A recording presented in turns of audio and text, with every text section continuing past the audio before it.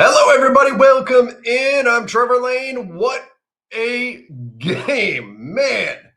The Spurs upset by the Wolves in game one. Anthony Edwards said, "What injury?" This was an instant classic game. What an incredible game this was. The upstart Wolves get it done. They were, last I looked, San Antonio was a 10.5-point favorite going into this game, and they lost. Oh, I'm on the wrong mic. Hold up. Oh, yeah. I was so fired up about this game. I don't even have the right mic turned on right now. There we go. My fault. There we go. All right. That's better. What a game. All right. Let's get into this. So the Wolves 104, the Spurs 102. This was just an awesome game, start to finish. What a battle. Wemby sets a record for blocks, but did he actually? We got to talk about this. I think Wemby's starting to get a little defensive player of the year armor because there's some goaltends that are getting missed right now. That said, incredible shot blocker. He was absolutely fantastic. I'm flabbergasted that Anthony Edwards played in this game. Hyperextended his knee. That looked so bad. Anthony Edwards hyperextended his knee, a week ago? And he absolutely was great in this game. 8 of 13 shooting, 18 points, came back, played 25 minutes. And I mean, there's no chance he's playing. This is a regular season game. Shams was talking about it, day before yesterday? No, actually, it was yesterday. Time has no meaning in the playoffs. Was talking about he's maybe game 3 or game 4. No, Ant played game 1. Ant played game 1 and was absolutely fantastic out there, hitting big shots over Wemby, making big plays, the drives to the basket, doing all of that. What an incredible performance by him. Our old friend Julius Randle, what a ice in his veins killer shot by Julius Randle late in the fourth quarter. The spin, the glass, the score, 8 of 20 shooting, 10 boards, 5 turnovers in this one. But Jaden McDaniels, 16 points for him. You could see that the Wolves, the whole game, they had to navigate around Wemby and where Wemby was. And that was throwing off so much of their offense. When Wemby got out, it was like immediately things opened up whenever Wemby would go out of the game, and the Wolves would start to drive to the basket. They'd enjoy life in the paint once again. Wemby comes back in, all that gets shut down. Look, he's the defensive player of the year for a reason, but the Wolves were still able to, especially in crunch time in the fourth quarter, get it done. Look at that, 35 points on a Spurs defense that had been really locking them up for much of the game. Impressive as hell from Minnesota that they found a way to go, and they've now stolen home court. And the Wolves looked like a team that was battle-tested. The Spurs looked like a team that are kind of going through their first real playoff run here. And this was the concern about San Antonio coming into the playoffs. This is why I had the Thunder, even though the Spurs had done some good things against them during the regular season. This is why I had a potential Spurs-Thunder matchup going in OKC's favor, because I think the inexperience will ultimately bite San Antonio. It's what NBA history tells us. Tells us that usually you have to take your lumps a few times in the playoffs before you're able to break through. I thought the Wolves were absolutely phenomenal at just closing out this game, 35-30. And when they needed buckets, when they needed to make plays, they found ways to do it. They looked absolutely fantastic. 10 turnovers in the game against a high-pressure Spurs defense. Phenomenal. The only thing that tripped them up, the free throw shooting, 50% from the free throw line. This game could have been a more decisive victory had they not completely fallen apart at the free throw line. Otherwise, pretty hard statistically to find anything that you don't like about what the Wolves did in this game. Meanwhile, San Antonio, 28% from 3, including the potential game winner. Missed that one. Whoops. De'Aaron Fox, 10 points, 5 of 14 shooting. Wemby, 5 of 17 shooting. The blocks were great, but it almost felt like we were focusing too much on the blocks. 0 for 8 from deep. First of all, for the Wolves, it's a big win that you got Wemby to take 8 threes. Now, on the season, he's a pretty good three-point shooter, right? For his size, 35% from 3. That's pretty good. But I've said it about Wemby for the last couple of seasons. If you can get him to shoot 8 threes, That's a win. If he happens to hit 38% that night, well, oh well. That's unfortunate, but you know what? You'd rather him shoot threes than do work in the paint where he's going to shoot 1,000,000,000% at the rim, right? So Wemby cut down on his threes this year, and I think it's been part of his success. Only 5.5 threes attempted per game this season. Now you look at tonight, the Wolves got him to shoot 8 threes. He happened to go 0 for 8. I don't expect that he'll go over, especially on 8 attempts again. But nonetheless, you got him to take 8 threes. Almost half his shots were threes. That's fantastic for the Wolves. You love that shot diet for Wemby. You don't want him doing all of his work in the paint. You want him spending his time out on the perimeter. 15 boards, 5 assists. Did have 3 turnovers. That's a little rough. 6 turnovers for De'Aaron Fox. 13 turnovers overall for the San Antonio Spurs. That's rough. The Wolves outshot them. The Wolves outplayed them in the fourth quarter when it came crunch time, when it came time to win the game. The Wolves knew how to do it. Also didn't help that Stephon Castle fouled out late in this game. 17 points for him, 5 boards, 5 assists. But again, Dylan Harper, the guy's a rising star. And it's more, every time I watch the Spurs, I can't help but be a little bit more frustrated that all this talent just keeps flooding into the NBA's Western Conference. But nonetheless, what a performance. What a performance by the Wolves. I thought the Spurs had opportunities to win this thing and just couldn't find ways to put it together. And I would expect that the Spurs are going to learn from this game. They're going to come back. And I would say the Spurs, who were, again, 10.5-point favorites going into this one, I would say the Spurs probably win game 2. If they don't, they're in big trouble. But I'd say they probably win game 2 in this one. They had a chance. They had a chance to win this one. Julian Champagnie, the 3 to win the game, couldn't knock it down. That would have flipped this whole thing. But the Wolves did what they needed to do. No Dante DiVincenzo for the Minnesota Timberwolves. This team is still banged up. This team is still not healthy. No Ayo Dosunmu for the Wolves. And just like they did in Game 6, just like they did in Game 6 against Denver, they found a way and they got it done. You don't think the Wolves learned from this too? Oh, no, I absolutely do. I absolutely think the Wolves learned from this too. I just think the Spurs, there's more for the Spurs to learn. You know what I mean? The difference in experience between the Wolves and the Spurs is pretty big. And so that's why I think there's more for the Spurs to learn going forward. They've got more ceiling there to grow. So that's all with those two. Joel said, give me Spurs and Wolves for 7 games.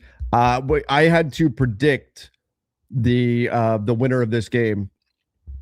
Or no, I had to predict the series for Keith Smith and I for the front office show. Keith and I were talking earlier today and said, hey, what are your series predictions? I had this going 7. Now, I'll admit I had Spurs in 7, but I had this going 7. I think this is going to be a very fun, very exciting series. Castle fouling out hurt them. Surprised they didn't call a timeout at the end. I was too. They got a great look, though. Philly needs to figure out the Knicks sooner. That series is over real quick in 4 games. Yeah, I mean, I would agree with that, except here's the problem. Did what we see the Knicks do tonight, is that just the way every game in the series is going to play out? I'm not going to fall for that trap. Why? Because Boston blew out the 76ers as well. And the Sixers are playing, they had 1 day off. 1 day off after a big emotional win. And I guess it was 2 days off. So it's a much quicker turnaround. The Knicks have been resting. The Knicks have been preparing for their opponents for much longer. I think the 76ers are going to look better next game. I don't assume that every game in the series is going to play out like that. I hope it doesn't. Because I want to see some close games in that series. But appreciate the super chat. Imagine our Lakers losing like that. I need a 10K run. LMAO. Jokes aside, a healthy Lakers versus Spurs Timberwolves would be crazy. Minus 10.5 taken down. Minus 15.5 next. That's how big of a favorite the Thunder are. I'm going to go in detail into that series on Lakers Nation tomorrow morning. There's some struggles there, that are just inherent with the matchup for the Lakers. Some things they're going to have to overcome, but you know what? That's the playoffs. You got to find ways to adapt and overcome to what's going on around you. So I don't think I'm not going to pick the Lakers to win the series or anything like that, but we've seen it. We've seen it all playoffs, right? The Lakers were also a heavy underdog against the Rockets. It was a 10.5 point favorite for the Spurs tonight. We've seen upsets. We've seen the Magic were a disgusting 23 missed shot in a row stretch away from having an 8 seed beat a 1 seed. If there's one thing these playoffs have taught us, it's to expect the unexpected. It's that crazy things can happen in this sport. And by the way, big picture, what a wonderful place the NBA is in. When we can get, these playoffs have been awesome, and we can get games like this. There was a point midway through the fourth quarter, I'm sitting there by myself. I'm just sitting on the couch by myself. My wife's not feeling great. She had gone to bed. Sitting there on the couch by myself, watching this game, and I'm just grinning like an idiot and shaking my head at how awesome the NBA is. And just thinking, God, we get awesome games like this. This is amazing. This is amazing. Spurs are athletic and quick and lost. Yeah. That was where I thought the experience of the Wolves shone through. They made big plays. Again, outscored them in the fourth.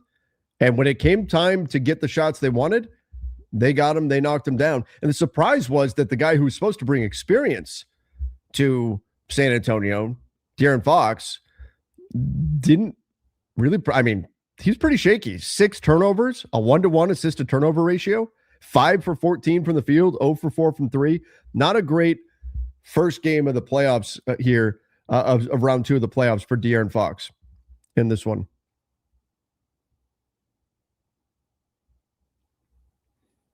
The Magic pooped their pants. They had it right there for the taking. Yep. They pooped in their big boy pants. It was theirs. It was theirs. That game was over. The series was over. And then it wasn't.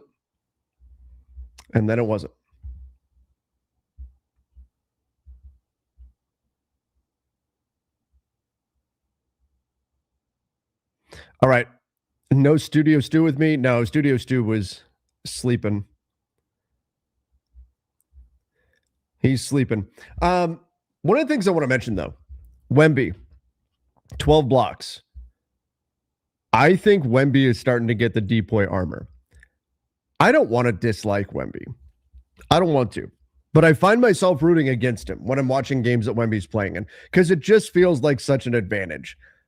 It's like the 8th grader that went back to visit their elementary school and is out on the court with a bunch of 5th graders or something, right? You know, out at recess, came back to visit some of their favorite teachers, and hey, look how much I've grown and all that.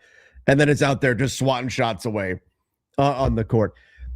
It's more difficult to get behind Wemby because he has such a physical advantage over everybody else. And maybe he just leans into that villain mode.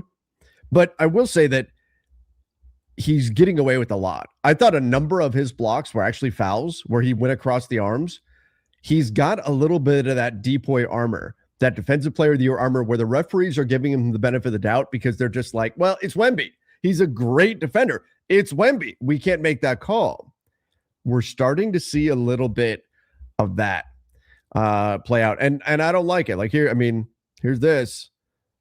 This is, that's about as clear of a goaltend as you can get. So when you look at Wemby and his incredible, a record 12 blocks in a playoff game,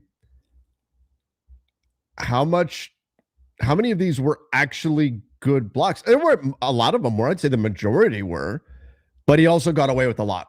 He got away with a lot of fouls. He got away with a number of goaltends, and we're starting to see the referees kind of seduced by this defensive player of the year, Wemby, unanimous depoy, and he's getting the benefit of some of these whistles that he frankly shouldn't be. He shouldn't be. He's still young, but this stuff will get old soon. Get ready. Get ready. Here, this is the life cycle of a team. They're the fun, young, up-and-coming team right now. It won't be long until they're... Look at the Thunder. It won't be long until the Spurs are villains. It will not be long. Look at the Thunder right now. Lou Dort is out there, blatantly trying to take out other players. Right? Just trying to take down players. Dirty plays. Look at the way they defend. JJ Redick saying they defend and never foul, right? Pretty clear what he's really saying there. And that's a pretty common sentiment about the Thunder. They, for a little while, were the fun up-and-coming team. Isn't this cool? A great team in OKC. And then people started to get sick of them real quick. And right now, they're very sick of them. The same happened with Golden State. LeBron's Heat were hated immediately. The Lakers have been hated my entire life, basically. There's something that comes with winning that leads to hatred, but I think the physical advantages that Wemby has are pretty incredible. Obviously, he's a great player, but he's also had a lot of praise already.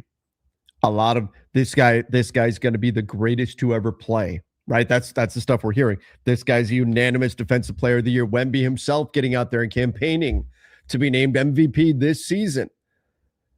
And when stuff like this is happening, where you're seeing not only the 8th grader on the floor running around with a bunch of 5th graders, he's got the thin mustache already, and he's running around out there with a bunch of kids that are still bringing their lunch boxes to school, right?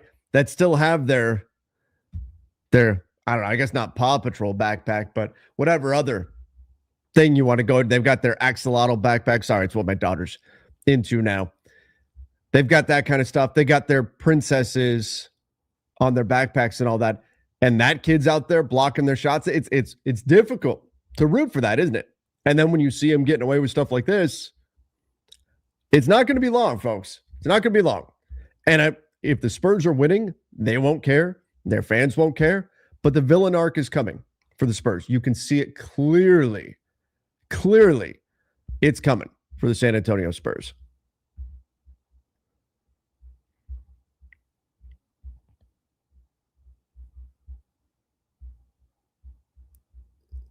Wemby was gassed from his defense and banging with Gobert and Nas. Yep. It's the ref's choice, not Wemby's. Oh, yeah. Look, I'm not saying Wemby is choosing for the referees not to call them, but we know what's going to happen. We know. Is it SGA's fault that the referees allow him to use the push off of doom? No, that's the referee. That's not SGA's fault. That's on the officials. Don't hate the player, hate the game. But it gets transferred onto him. Lou Dort is different because he does just dirty stuff in general. But that's the referee, right? But we all know how people are going to feel about that. We all know how people are going to feel about it.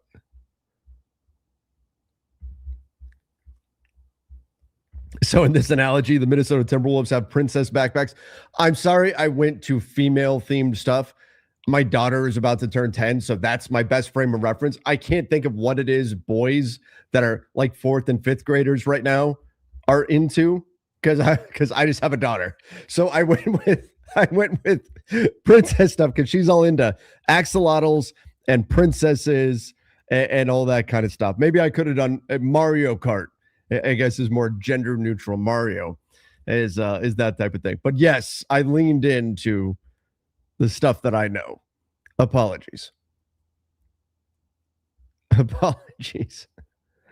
Pokemon, sure. Could have gone there. Yes, the peach fuzz mustache as well. The peach fuzz mustache. All right, but anyway, this was an amazing game. Now I think this series is even more interesting. Had the Spurs come out and just blown the doors off of a mentally tired Wolves side, then it's not as fun of a series. Like this, to me, I think is a good thing for the series. This is a good thing for the NBA that this went the way it did. Because now it's, okay, we've got something here. all right, this may end up being a really great series. This Wolves team, this upstart team, they were not the favorite against the Nuggets.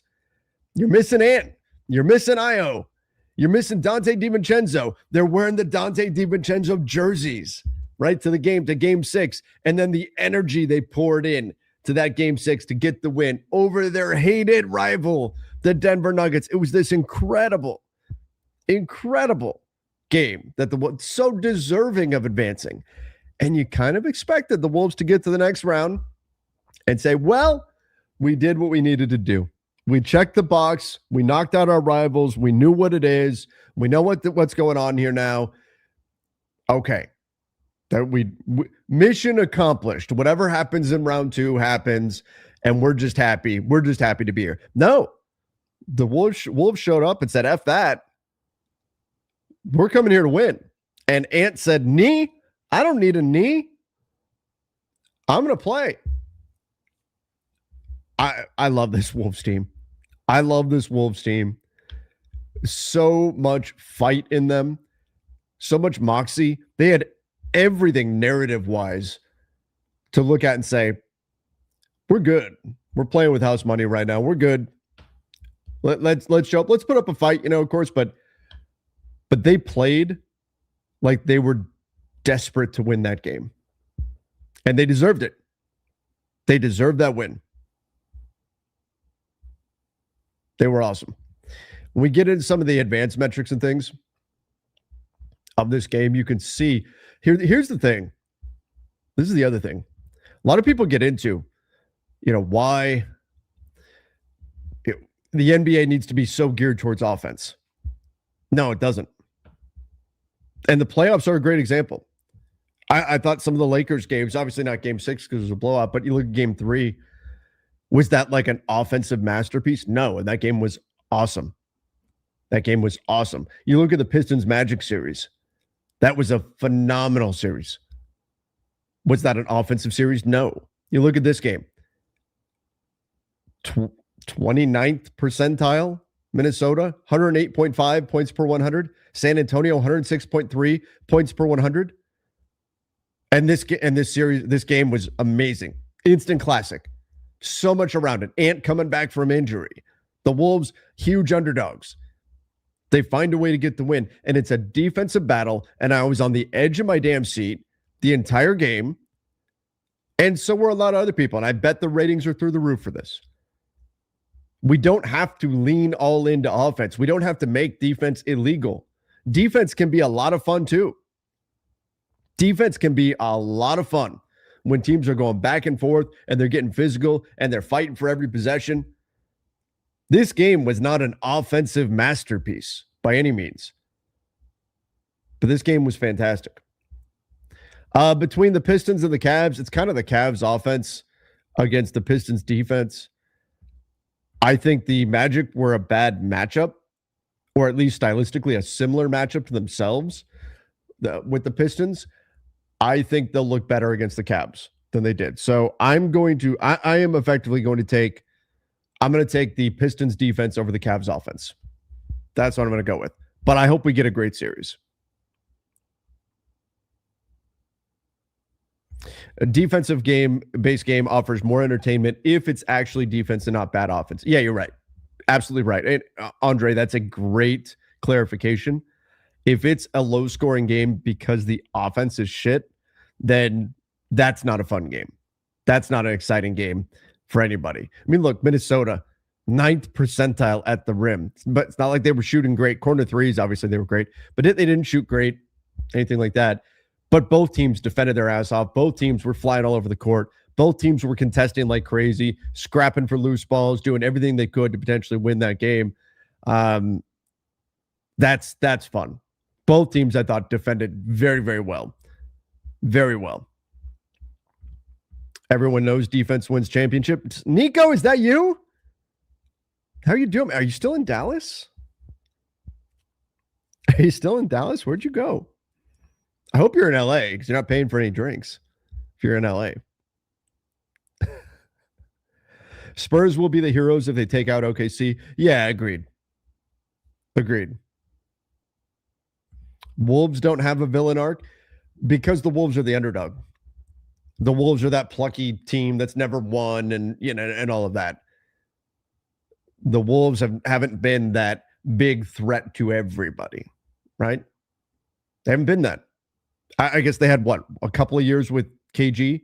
They got to the West Finals a few years, but have the Wolves ever been that team that's just kicking everybody's ass that, oh man, we can't shoot around this guy with Wemby or the way the Thunder played? No, the Wolves haven't been that.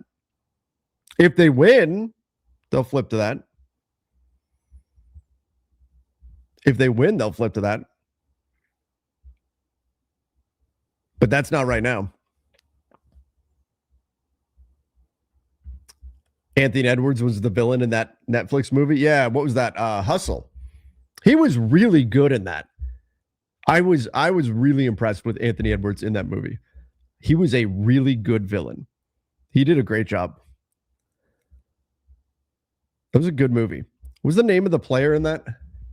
Wasn't it like Bo Cruz or something?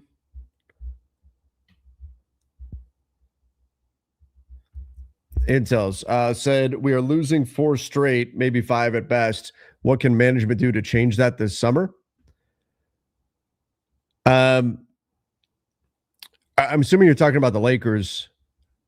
If you're talking about the Lakers losing 4 in a row, it's possible. Thunder are very good. They're very good in the ways the Lakers are not. And the way you beat the Thunder are all ways that are all in areas that the Lakers have not been good at over the course of the season. And I'm going to talk about that more on Lakers Nation tomorrow. Now, it's not all doom and gloom because playoffs have shown that anything can happen. But what can you do about that this summer? I mean, without derailing everything into just a Lakers offseason build, especially when they're starting game 1 tomorrow. So I don't think this is really the time for that. But the bottom line, it's get the kind of players they've needed to get for years. Two-way players who have some athleticism. Preferably wings. That's what they've been lacking for years. Two-way players with athleticism that can defend multiple positions and shoot. But what I just said, every team in the NBA wants. Every team wants them. Not an upset. See, this is the other thing that I don't get. Like, people want to come and go, oh, no, it wasn't an upset. I've got people telling me that the Lakers beating the Rockets wasn't an upset. They were literally the underdog in every single game that they won. They were the underdog going into the series. I don't know how that's not an upset. You say, well, KD didn't play. People picked the Rockets before they knew KD wasn't going to play. Even when KD wasn't playing, the Rockets were the favorites. In every game but one. One game, the entire series, the Lakers were not the favorites in. Or the Lakers were the favorites in one game, the entire series. And they lost that game.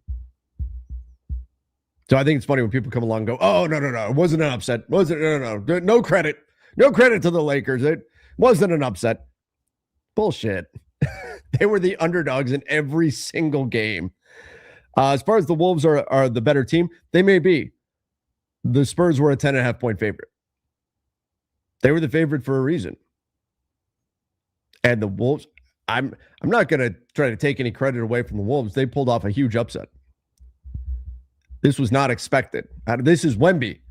This is the next king of the NBA, right? This is the guy that's supposed to take over the entire league. That's supposed to make all other rosters and all other players obsolete. This is the guy that some people are saying is going to be the greatest ever. And maybe he will be. Got a long way to go. We'll see. I'm not taking anything away from the Wolves by saying this wasn't an upset. At the end of the series, even if at the end of the series we say, yep, the Wolves were the better team, still an upset. Because the expectations that were there going in. I give the Wolves a lot of credit for playing the way that they did in this game.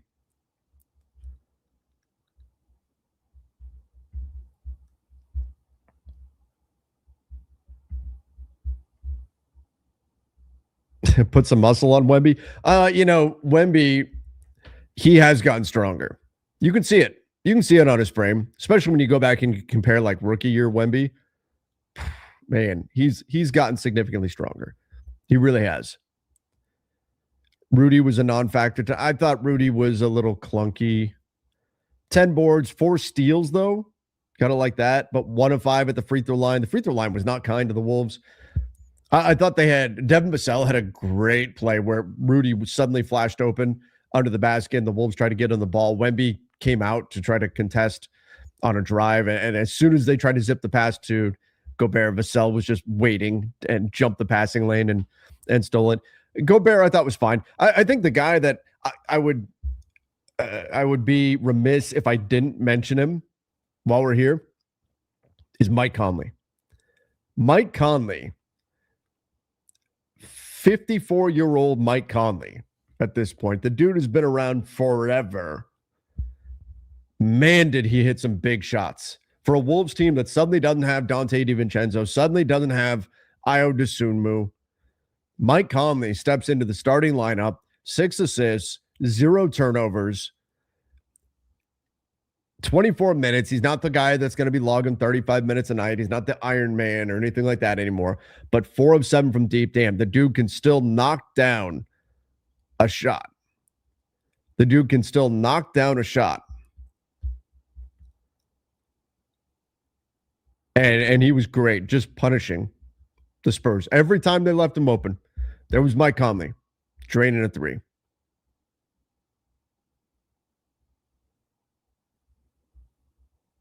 Do you know Mike Conley gets a senior discount at IHOP? And he's got his own table there. They've got one set aside for him. I love what Mike Conley has done in this league. I love the style of basketball that he's played. I love the way he's gone about his game, and really happy for him to step into a game like this and come up big with some clutch shots like this. Really cool to see Mike Conley do what he's doing after this many years in the NBA, to step in and play the way he did tonight. Absolutely fantastic. Sacramento Kings, De'Aaron Fox. Yeah. De'Aaron Fox showed up and played a game that had a little bit of Kings tanking to it. It would have been an epic tank game from De'Aaron Fox.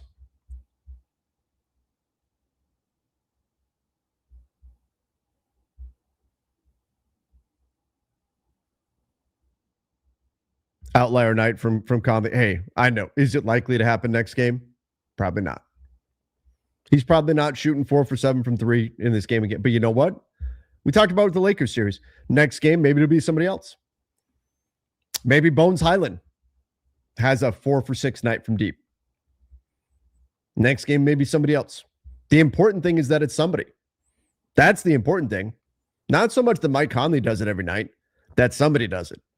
Somebody has, and usually you need multiple somebodies, has an above average shooting night. Tonight it was Conley. Next game, probably be somebody else.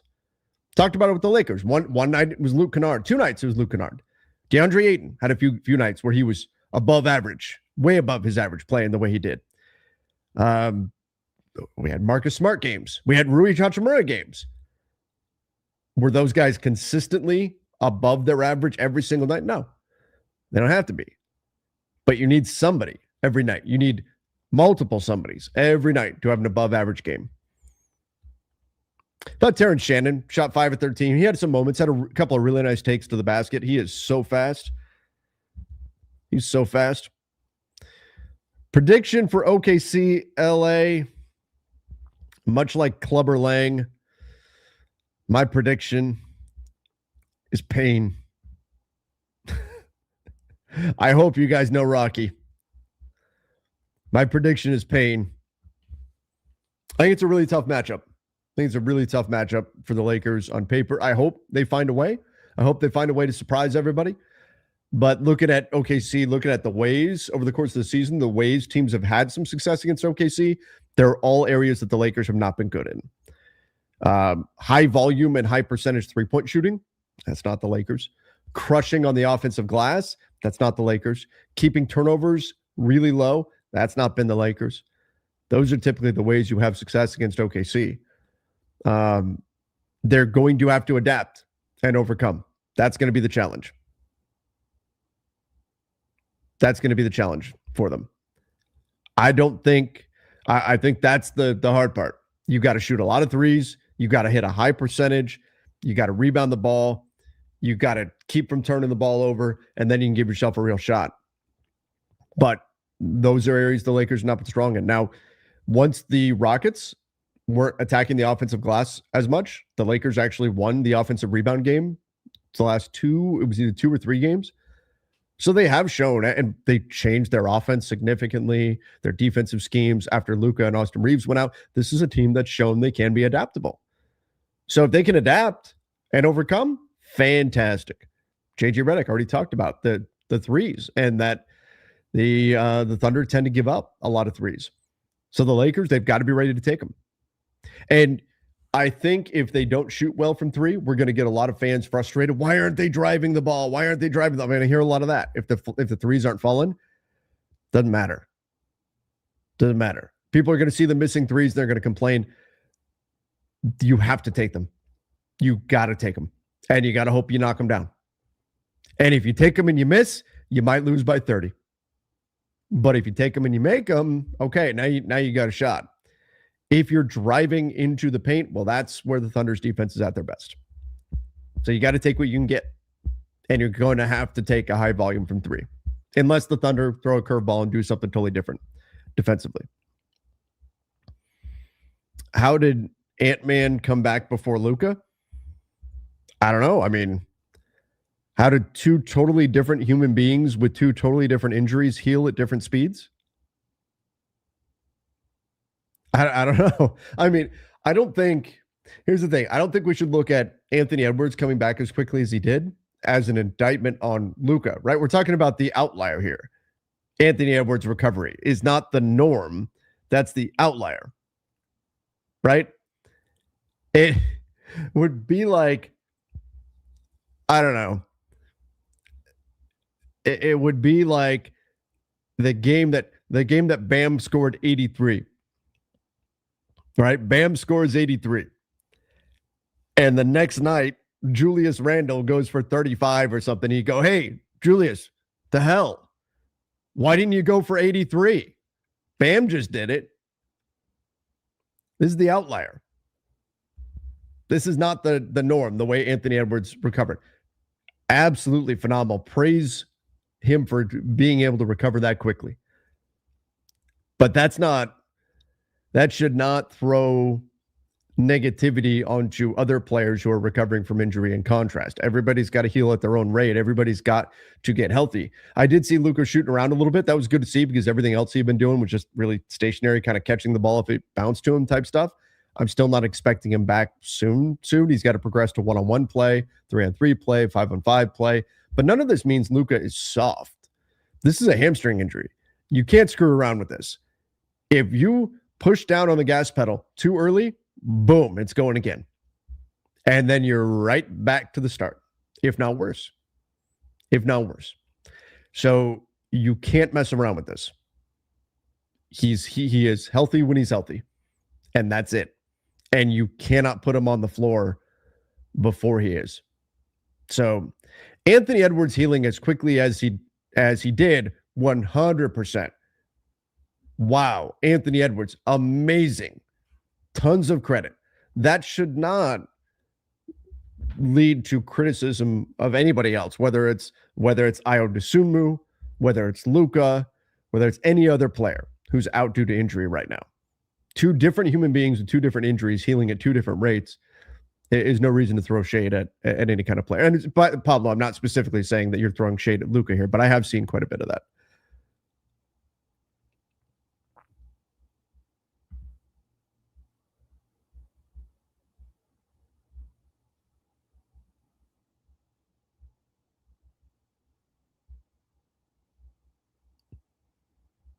Hamstring injury can take 8 weeks. Yeah.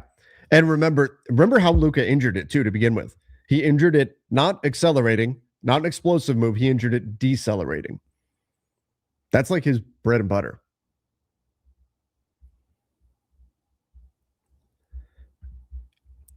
Ant's injury doesn't have a high risk of re-injury. He's just got to deal with the pain and reduce mobility. Luka has one of the easiest injuries to re-injure, especially with his play style. Yeah, that's it exactly. The play style too. All of the stop-start, the acceleration and then deceleration. That's tough on a hamstring injury. That's tough. So yeah, it's two totally different injuries. Give Ant tons of credit for getting out there, gutting it out, for wanting to be out there on the floor, and to play through what he could. If I would imagine, if you told Luka you're going to be in a lot of pain, but you cannot make your injury any worse by going out there and playing on it, he'd be playing in tomorrow's game. But that's not what a hamstring injury is. It's not what it is.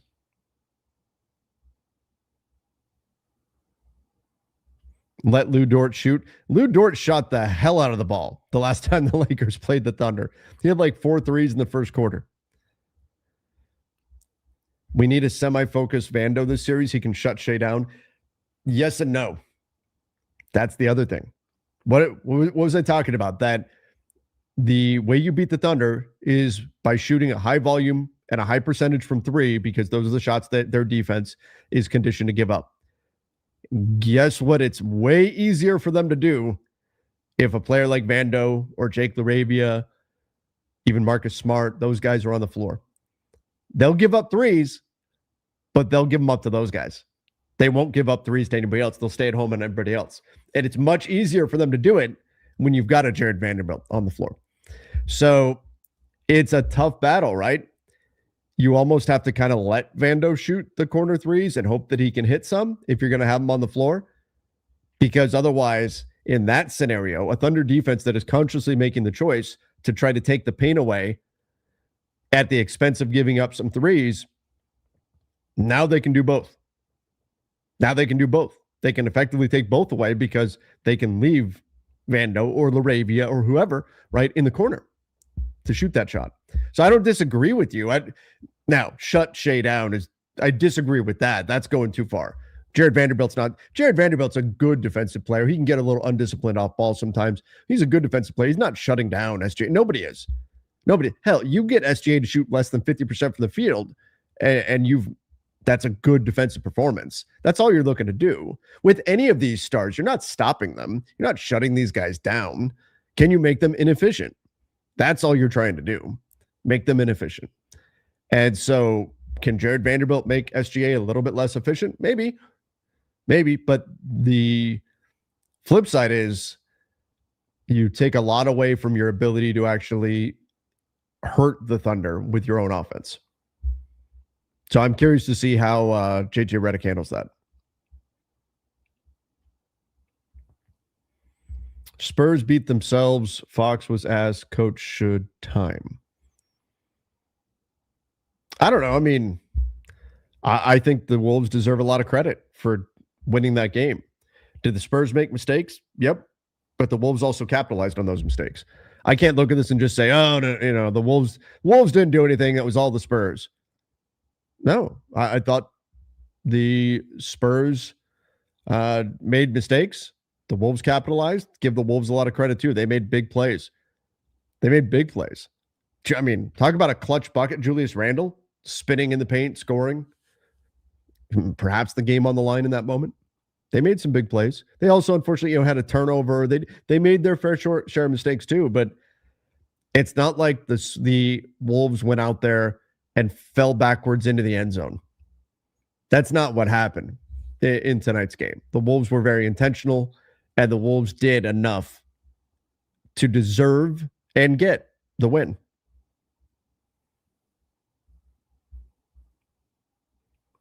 OKC's bench is going to be real tough. Yeah, when you've got, like Isaiah Joe, right? Like Isaiah Joe, AJ Mitchell, some of these guys, these guys would be contending for starting jobs for the Lakers and for most teams.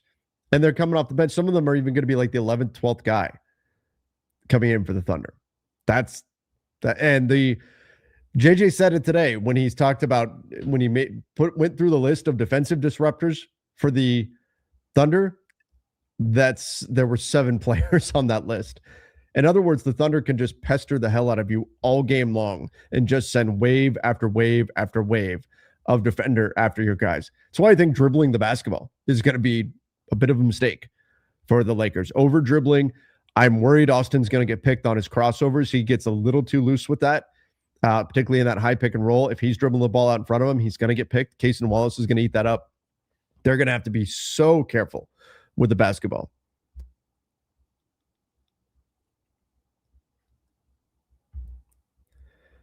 Luka Ant, explosive athlete with knee bruise return. Cap for Luka.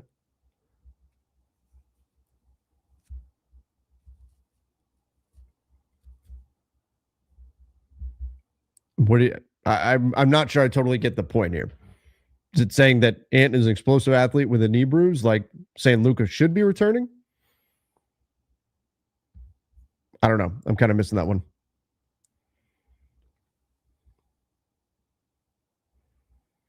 If Lakers post those small players a lot, that's why the key is posting up LeBron. And you can post up Rui a little bit. We saw how that went against Reed Shepherd, but you post up LeBron, and he does such a great job surveying the floor from the post and everywhere, really. But you let LeBron read the defense, kick the ball out to shooters, and guys have got to be ready to pull the trigger. It's going to be something I'll talk about on the pod tomorrow, but you can't turn down a good shot. You can't turn down a good shot thinking that you're going to get a great shot, because you're probably not. If a good shot is there, you got to take it. You got to get shots up against this team. The Thunder are great at preventing shots from getting up.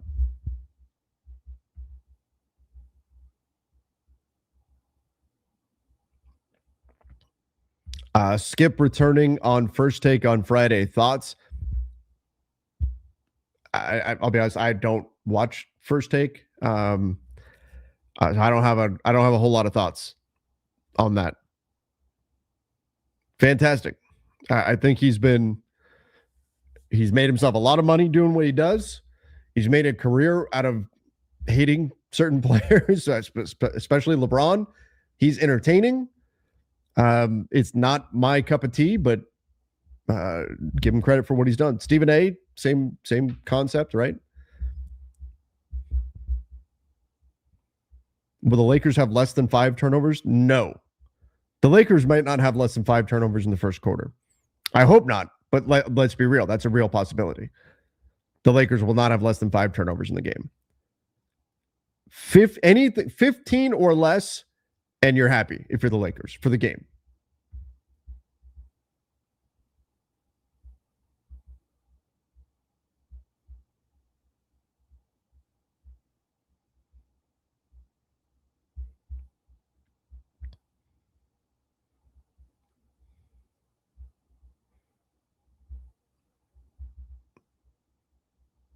Does Ayton need to dominate again? Yeah.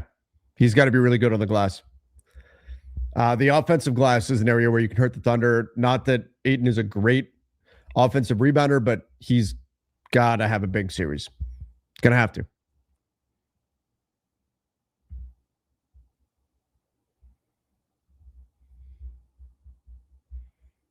Probably like 10 turnovers at the half. Yeah, I mean, look, if it is 20-10 in turnovers in favor of the Thunder, that's how you lose by 30. That's how you lose by 30.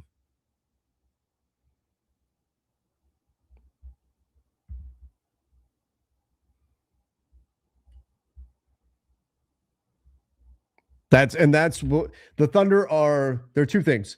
They are number one at the NBA in forcing turnovers, and they're number one in the NBA not turning the ball over themselves. So that means mathematically, right? They tend to enjoy a big discrepancy in scoring opportunities. They get more scoring opportunities than their opponents do because of that. And that's a very difficult thing to overcome, especially when they're a highly efficient team.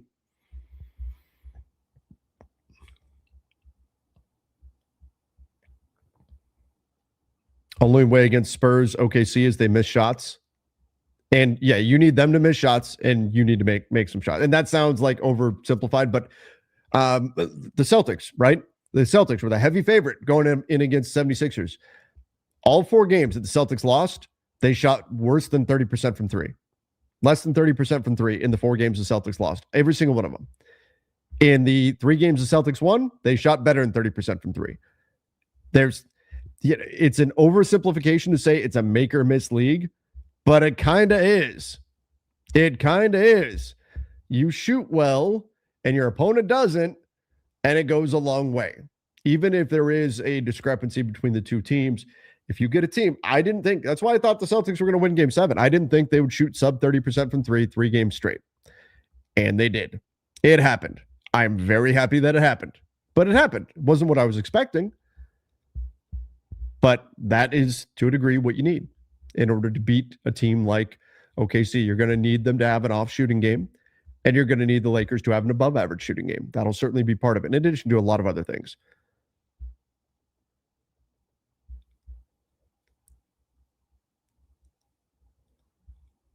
Andre Miller, super chat.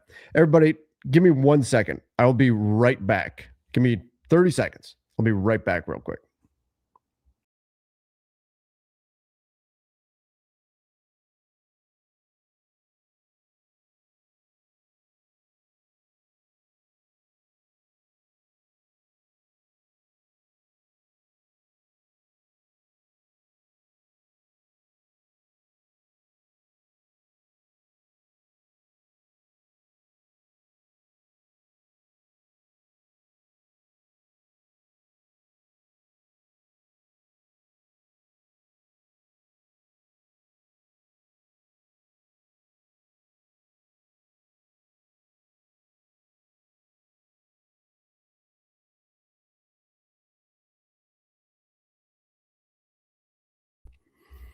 Sorry about that. My dog was going crazy wanting to get inside. All right. The return of the squirrel. I almost thought it was a squirrel at first. Then I'm like, no, that's the damn dog. Scratching. All right. Andre Miller said, I missed this. Oh, okay, here. Trevor, remember Mega Man? Yep, I do. You'd face the different bosses and you had to get them in a certain order. You could take their powers and all that. We beat Houston and took their rebounding power. We out-rebounded them by the end. I think we'll out-rebound OKC. Yeah, they're going to need to. They're going to need to out-rebound OKC. Now, that was a strategic shift, too, by the Rockets. Because they were able to turn the Lakers over so much, they said, you know what? Like, they went away from what they had been as a team, right? And not just recently, but for years. This was a team in Houston that lived on the offensive glass, just destroyed teams on the offensive glass.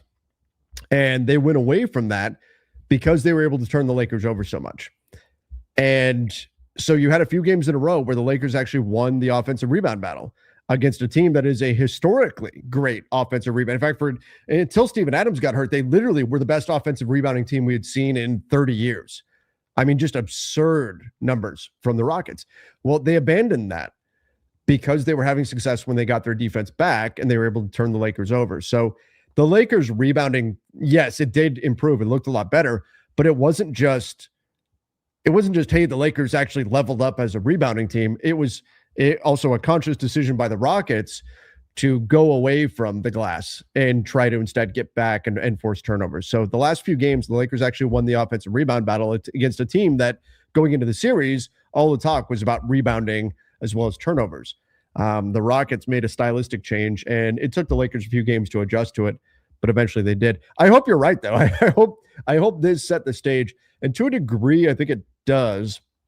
The difference is, though, as JJ Redick said, the baseline defense, when the Houston Rockets hit like their peak defense, that's the baseline defense for the Thunder. The Thunder have a whole other level that they get to. The peak defense for the Rockets is like the everyday defense for the Thunder. And so while the Rockets in some ways can have some similarities in terms of the ball pressure and that type of thing to OKC, this is a big step up. This is a big step up in competition for LA going into this series.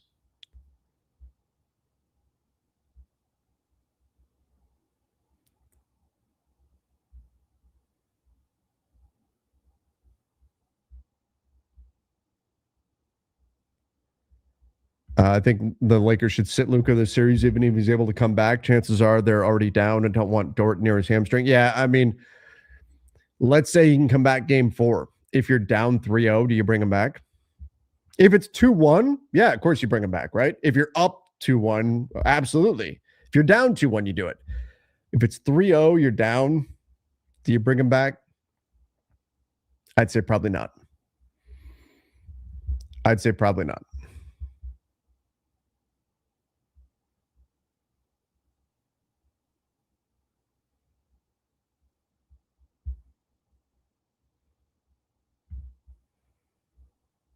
They got to be cautious with that and be realistic.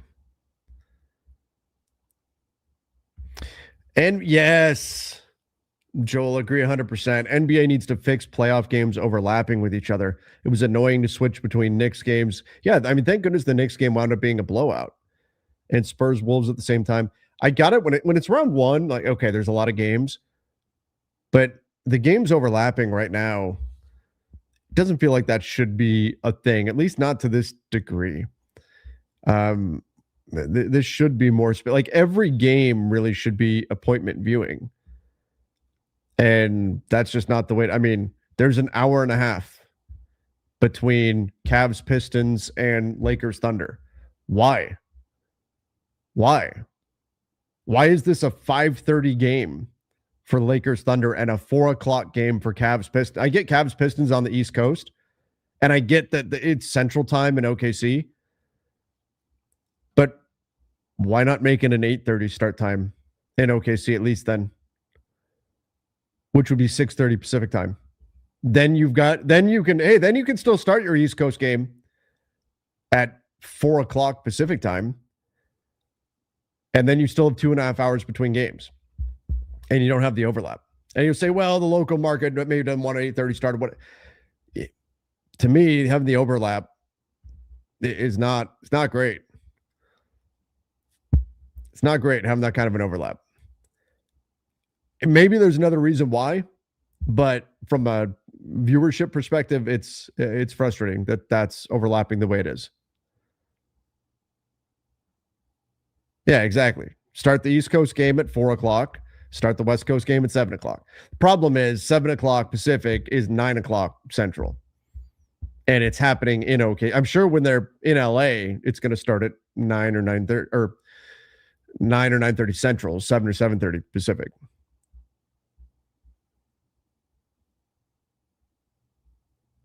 No one's watching Cavs Pistons while the Lakers are on anyway. Yeah, I agree. I think it will steal some of the viewership. I don't think it's the way it should be set up, that you've got this overlap between the games. Just doesn't make sense.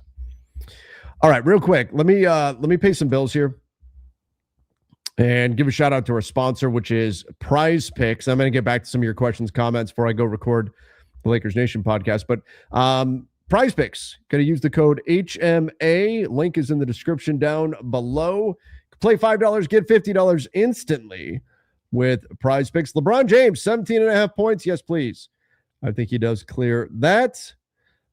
Shea Gilgeous-Alexander assists. He could get that. Hartenstein, 20.5 points for SGA. Well, those are kind of tough. Some of those are kind of tough. The LeBron blocks one is a little bit of a surprise as well. I'm going to say SGA clears. I mean, he's averaging that. I think he clears that. So we'll go LeBron and SGA. You guys want to get in on it? We'll stick with the stars. Use that code HMA. Link is in the description down below. And if you play $5, you get $50 instantly. Go check them out. All right, everybody. Austin, am I betting on? No, I don't really know what I don't really know what to make of what Austin's going to do this series. He could turn the ball over a ton, and if he does, that's obviously going to be a big problem for the Lakers. He may have a great series. I don't know. He's had series where he's stepped up against athletic teams. He absolutely crushed Minnesota this year. But against OKC specifically, he's had troubles, and I'm worried about I'll tell you specifically, I'm worried about his crossover. He gets a little loose with the crossover. He puts it right out in front of him, and that is food for some of these Thunder players. He's got to be very careful on his dribble, I think, against this team. Do I think Marcus Smart can slow SGA down? No. I don't think Marcus Smart can slow SGA down. That's not about Smart or necessarily what's needed for the Lakers to have a chance or anything, but I don't think Smart or anybody else is going to slow down. Can you try to wear a guy down over the course of a series? Can you try to get their shooting percentage down a little bit? Sure. But I just don't think Smart is going to be stopping SGA or anything like that. You're going to have to throw multiple defenders at him. I think the Lakers need to try to get the ball out of his hands as much as possible, force other Thunder players to make decisions, and then go from there. Now, the Thunder have a lot of guys, though, that are capable of making decisions. So, but it's kind of a pick your poison type thing. I think the Lakers as a team are going to need to get some of the defenders off of Austin, and I don't think the default should be Reeves or Kennard or Smart or whoever dribbling the ball up. It could even be like we saw in the past against the Thunder where they had Drew Timme dribbling the ball up just to take the Thunder's guards defensively out of it for a moment because he'd be defended by Chet. And obviously Drew Timme's not playoff eligible, but you may have to do some unconventional stuff because I think the Thunder's guards, because they just send waves. They'll play all 94 feet with Cason Wallace and Caruso and SGA and all these guys that they can throw at you. It can be really difficult over the course of an entire game.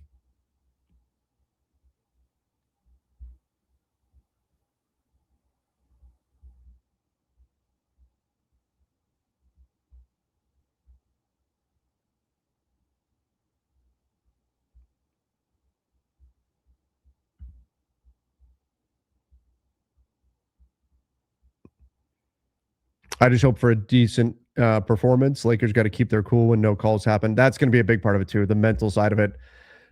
You know what's going to happen. You already know. The Thunder's game plan, foul the hell out of you all game long and trust that the referees aren't going to call them all. And there have been a number of teams that have copied that strategy since the Thunder have had success with it. The Pistons do it. Now, one of them, just foul you all game. And JJ Redick already, made his little comment without getting in trouble about it. But you just got to be mentally prepared for it. And you've got to play through it. You got to play through it.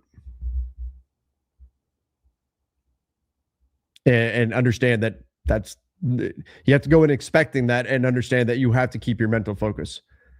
Not every call is going to go your way, and there's going to be frustrating moments with the officials. There always are, but you have to be able to play through that.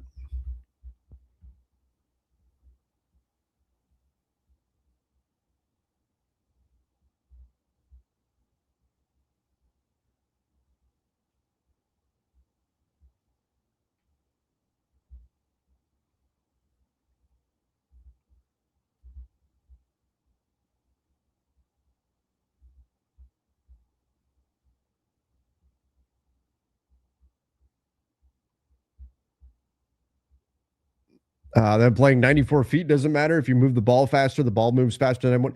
But you have to be able to execute those passes. And the Thunder do a really nice job jumping passing lanes. And the Lakers have not been great when it comes to they tend to fall into a trap of throwing passes that are a bit telegraphed or throwing passes that they expect to be there.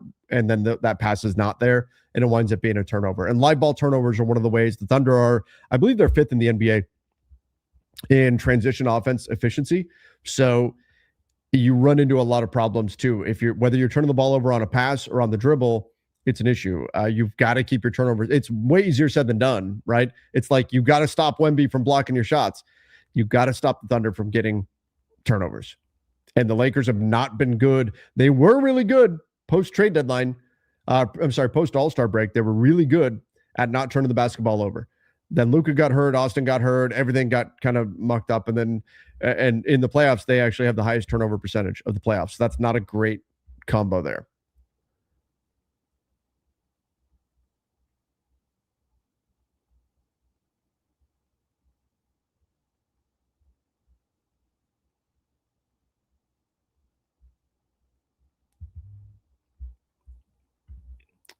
What's this? Nope. Austin has to ball out. Simple. He wants 35 to 40 million. He has to bring the Heat to OKC. So now there's a number he has to hit. 28 points per game with efficient shooting. he didn't average 28 points per game with efficient shooting during the season. He had efficient shooting, but why would you expect him to shoot efficiently and have 28 points per game against the best defense in the league? Wouldn't you expect numbers to be a little bit less, whether it's Austin or anybody else, against the best defense in the league? By the way, does he want 35 to 40 million? I don't know. Like, where does that come from?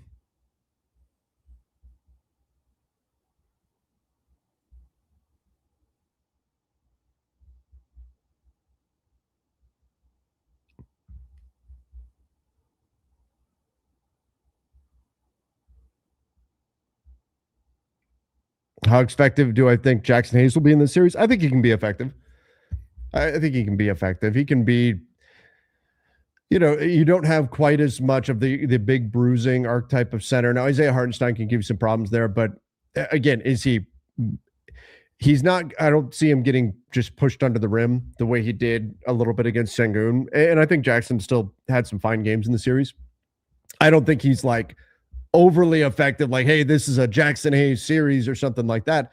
I don't think that's going to be the case either, but I don't think this is just inherently a tough match. Like, if you're going up against, let's say Denver was playing Valanciunas off the bench and Jokic is your starter, that's a tough game. But, you're giving up a lot of weight there if you're Jackson Hayes in either center matchup.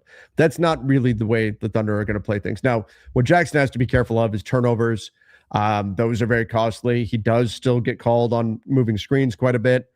For whatever reason, he seems to just get caught on moving screens. Still not nearly as bad as it was a few years ago, but he does still pick up that occasional moving screen call. He's got to be very, very careful on that. Like, the Thunder are going to turn you over enough.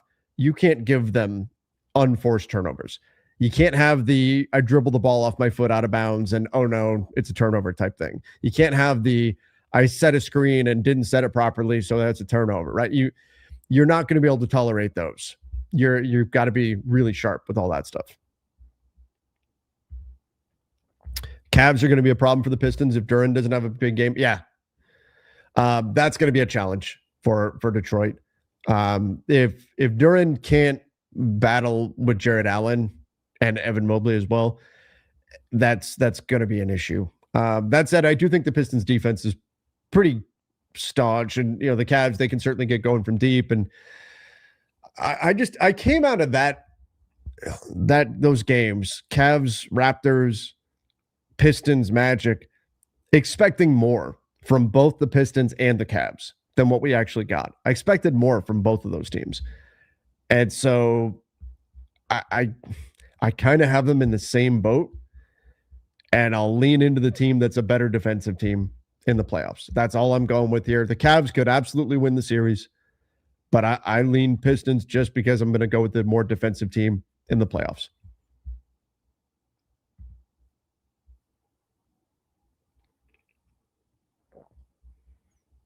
Tim says OKC will sweep the Lakers. Do I agree? My official prediction, and I predicted Rockets would beat the Lakers. I was very happy to be wrong about that. My official prediction, though, is going to be OKC in 6. That's out of respect to LeBron. I give LeBron enough credit with what is and has been as a player to get a couple of games. That's what I've got. And again, I get why Jason's saying that, because we went over it today. Jason and I did with Jovan, and it's stylistic. It's not just quality, right? The Thunder are a different quality team than the Lakers are, but stylistically, it's the worst matchup for the Lakers that you could come up with. So I understand if those, and the Thunder beat the Lakers by an average of 30 over the course of the season. Now, game 4 of the season series was thrown out because Lakers didn't play anybody. In fact, I think in every game in the series, the Lakers were missing players, but game 3, they weren't.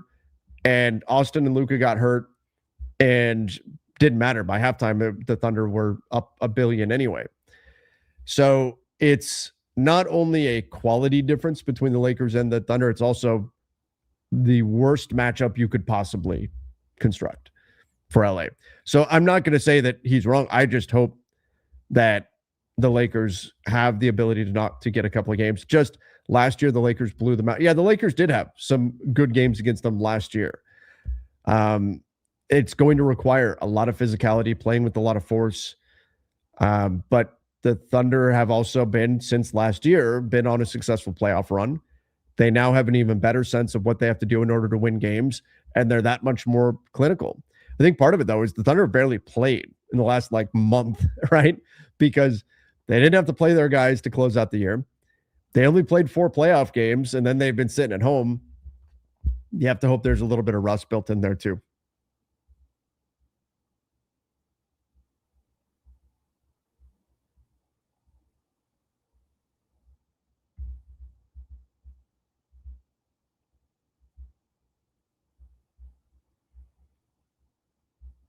Ayton has to show up. Yep, he does. And Hayes needs to stay out of foul trouble. Absolutely does.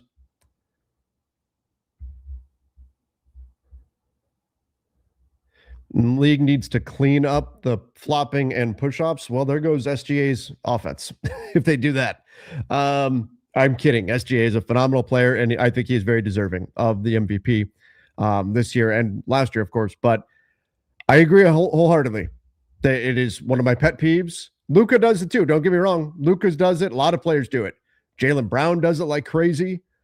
Peyton Pritchard does it like crazy. SGA, it is his go-to pet move. It is the drive, shove the defender off, fall away, shoot the shot, get a whistle. It's brutal. And I wish that got called more. Or at least make it, hey, if the arm is fully extended, that's one thing versus an elbow or a forearm or whatever. But a lot of these offensive players just get to, and we even see bigs that do it. Alperen Şengün does it a ton, but it's Derrick Henry. It's the stiff arm to create space, and then sometimes a pump fake. And when the defender's trying to close the space, then it's a foul. I mean, legalize defense in the NBA. Don't penalize a defensive player for physically existing. And that's what we see too much in the league. And that's not, again, that is SGA's go-to, but it's not just him. It's everybody. I said earlier this season, if you're not pushing off, you're not taking advantage of a huge, huge blind spot in NBA officiating right now.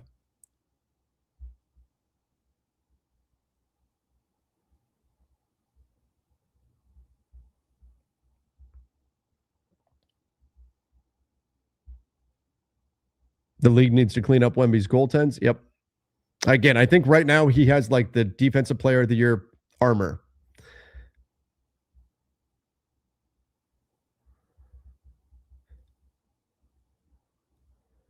If you call hooking, call those two. Yeah, absolutely. So should the Lakers push off more in the series? Yeah. 100%. Every team should be, frankly, unless they're going to start calling it.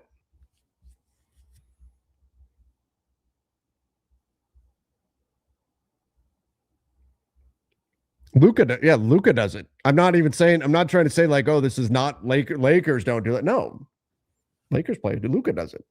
Luka had a game winner on a push against Denver. He pushed off on that shot. Pacers took OKC to 7. Why are people acting like they're the 3-peat Bulls? Pacers also play at an insane pace, rightfully so, right? It lives up to their name. But it's not just it's a stylistic thing that I think is going to be tough for the Lakers. And again, they're going to have to be very adaptable and try to lean into the areas that OKC can be a bit susceptible to getting beat by.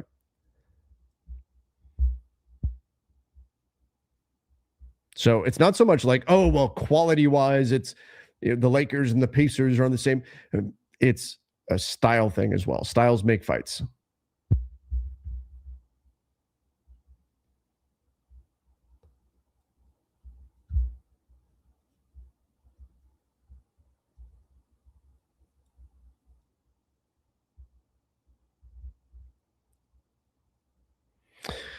All right.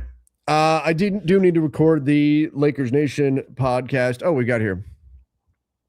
Tim said, a tad extreme, but JJ must be willing to make lineup changes if they aren't performing. My focus is on Austin and Ayton. If either becomes unplayable, if either is unplayable, you're toast. You're toast. I mean, let's be like, one of your top 3 players is already out with a hamstring injury. If Austin Reeves is unplayable to the point where you have to bench him, you're done. You don't have enough talent. And the same is true with DA, because there's a gap right now between DA and Hayes. If DA is not playable, you're toast anyway. Jackson Hayes is not going to come in and outplay DeAndre Ayton over a significant period of time. I think Jackson has had a fine season. I think he's been one of the better backup bigs in the NBA. Frankly, he's had a really good run. Part of it is he's just great. He's got a mind meld with Luka on those lobs. He's a great connection piece there. But particularly with Austin, like if he's not playable, I mean, you don't have the talent. If it's to the point where you've got to put Austin Reeves on the bench, your series is you're done. You don't have the talent to match up at that point. That's the problem. You have to find a way. It's like when people were saying, "Oh, LeBron, Luka, and Austin never work. Therefore, LeBron needs to come off the bench, or Austin needs to come off the bench, or Luka needs to come off the bench." You don't have enough talent then. You have to find a way through it. You can't just say, "Oh, well, these guys can't play together, so I guess all we can do is disband them." No, you need to find a way to get the 3 of them to play better together. And ultimately they did, because you don't have the talent. It's not like the guy coming off the bench to replace that player is anywhere near the talent level. So you have to find a way through.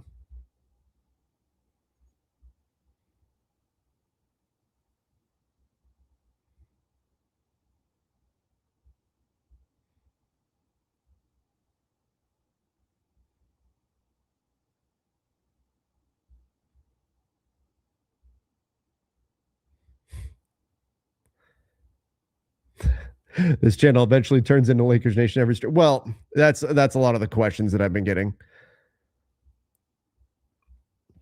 Knicks have size and can muck it up against OKC. My problem is, could OKC in a potential finals matchup, can they make life difficult on Jalen Brunson? And then where do you go from there? I think the Knicks can be an interesting matchup, but I don't have anybody beating OKC this year.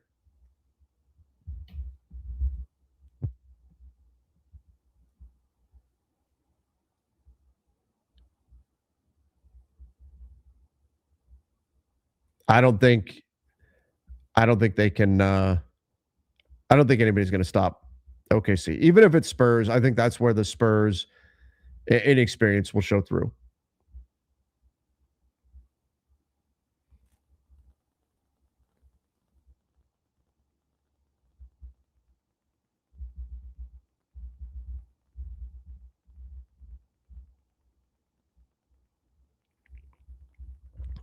Stat to leave you on: just if Ant leads the Wolves to the Western Conference Finals this year, he'll be the first player in NBA history to take his team to 3 conference finals before the age of 25. That'd be incredible. That'd be a great accomplishment for Ant. He's absolutely phenomenal. Now, I'm not going to go like where Rich Paul went a few months ago and said he's like the new face of the league. I don't think that's fair to some of these other players, SGA and Jokic and even Giannis and these other players that I'd still put ahead of Ant. But that's an incredible accomplishment for Ant, especially in the West. Like, it'd be different if it were in the East, but in the West to do that, it's pretty damn impressive. I'm looking a little ahead, but if Austin Reeves demands $40 million and Mitchell doesn't extend, do you consider a sign and trade if you're LA, if you're the Cavs? Oh yeah. If I would drive Austin to Cleveland to trade him for Donovan Mitchell. Are you kidding? If you're the Lakers, you would love that. As far as, so if Mitchell says I won't extend, a sign and trade, the problem is a sign and trade to Cleveland, and any sign and trade to Cleveland. If it's let's say LeBron says I want to finish my career in Cleveland, If that happens, you hard cap yourself at the first apron. And so that presents some problems for the Cavs with their salary structures right now. So that could be an issue, any type of sign and trade.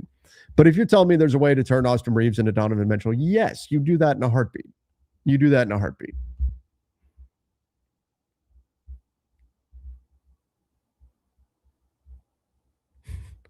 Austin's getting the Dalton Connect treatment. Yeah, I'm driving him all. Well, I mean, let's be honest. Donovan Mitchell is a better player than Austin Reeves. And that's not even a shot at Austin. Donovan Mitchell is a better player. And if you're going to give somebody $40 million, I'd rather give the better player $40 million. I'm curious to see how those contract negotiations go this summer with Austin and the Lakers. But I think you just got to be very careful with it if you're the Lakers. Got to be very careful with it.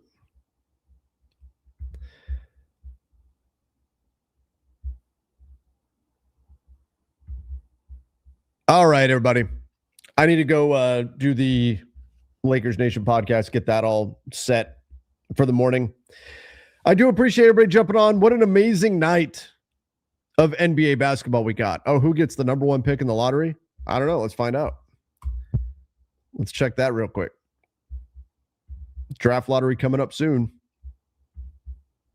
Just no more East Coast. I'll tell you what, it was absolutely tragic from my perspective that San Antonio got all those picks. That Wemby went to the Spurs. That was just so disappointing. You make a list of all the top players in the NBA, it's like almost all West players. And the East has done better in terms of parity this year.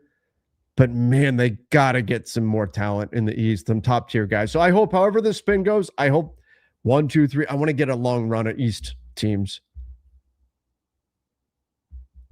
Check this out. There we go. Print it. Ooh, Chicago. Moving all the way up to number 3. There we go. Brooklyn, Washington, Chicago, Indy, Utah at 5 is the first West team. The Clippers don't get the Pacers pick. Sacramento, I feel kind of bad about Sacramento. New Orleans, the Atlanta gets the 8 pick here. Dallas doesn't move up. The big thing is the Thunder don't move up. You don't want them to move in the top 4. That'd be ridiculous. That's it. If the draft turned out just like this, I'd be very happy with this result. This would be perfect.